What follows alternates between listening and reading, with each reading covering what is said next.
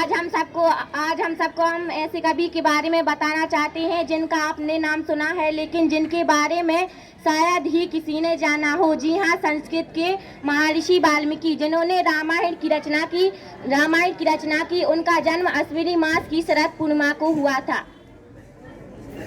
महर्षि वाल्मीकि महर्षि कश्यप व अदिति के 9वें पुत्र वरुण की संतान थे। इनकी माता का नाम चर्षि व भाई का नाम भृगु था। इनकी जाति निषाद मानी जाती है। महर्षि भी अपने भाई के समान परम ज्ञानी व तपस्वी थे।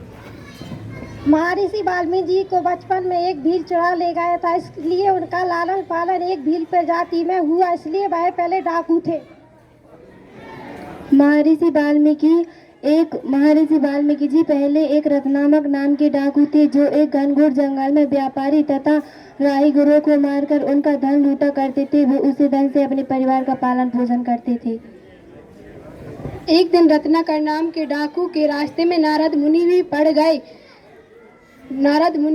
रत्नाकर डाकू ने नारद मुनि को भी मारना चाहा, पर उससे पहले ही नारद मुनि ने रत्नाकर नाम के डाकू से कहा कि ये जो तुम अपने और अपने परिवार के लिए पाप कर रहे हो, क्या इस पाप का भागीदार तुम्हारा परिवार ही बनेगा? नारद मुनि के इस सवाल से रत्नाकर डाकू सोच में पड़ गया और नारद मुनि को वहीं पेड़ में बांधकर अपने परिवार के पास जाता है। परिवार के पास जाकर रत्नाकर डाकू अपने हर एक परिवार के सदस्य से पूछता है कि वो इस पाप के भागीदार है या नहीं। जवाब में रत्नाकर के परिवार के हर एक सदस्य कहता है कि वो इस पाप के तनिक भी भागीदार नहीं है। इसके बाद रत्नाकर डाकू भागता हुआ नारद मुनि के पास जाता है और उनके चरण पकड़कर गिड़गिड़ाने लगता है और डाकू का जीवन छोड़कर तपस्या करने लगता है। रत्नाकर डाकू जब तपस्या में बैठता है तो वो प्रारंभ में राम की जगह पर मरा जपता है, जो कि धीरे धीरे राम में बदल गया। इस कथा के अनुसार रत्नाकर डाकू ने भगवान श्री राम का इतना तप किया कि उनके शरीर में बिमक तक लग गए। इसके बाद ही रत्नाकर डाकू का नाम महर्षि वाल्मीकि पड़ा और उन्होंने रामायण की रचना।